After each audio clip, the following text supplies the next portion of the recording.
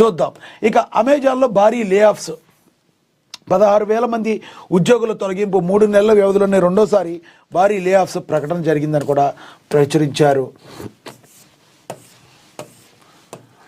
ప్రముఖ e commerce దిగ్గజం Amazon మరోసారి భారీ సంఖ్యలో ఉద్యోగాలను తొలగిస్తున్నట్లుగా ప్రకటించింది. ప్రపంచవ్యాప్తంగా సుమారు 16,000 మంది ఉద్యోగులను తొలగిస్తున్నట్లు వెల్లడించింది. 3 నెలల వ్యవధిలో కంపెనీ ఇంత పెద్ద మొత్తంలో ఉద్యోగాల కోత విధించడం ఇదే రెండోసారి. సంస్థలో చేపడుతున్న అదనపు సంస్థాగత మార్పుల్లో భాగంగానే ఈ కఠిన నిర్ణయం తీసుకున్నట్లుగా కంపెనీ తెలిపింది. ఈ విషయంపై Amazon people experience and technology senior vice president Beth Galetti blog పోస్ట్లో స్పందించారు. ఇది కష్టమైన వార్త అని నాకు తెలుసు. సంస్థను బలోపేతం చేసేందుకు అవసరమైతే లేయర్లను తగ్గించి యాజమాన్య బాధ్యతను పెంచేందుకు అక్టోబర్లో ప్రారంభించిన ప్రక్రియ కొన్ని బృందాలు ఇప్పుడు పూర్తి చేశాయని ఆమె వివరించారు.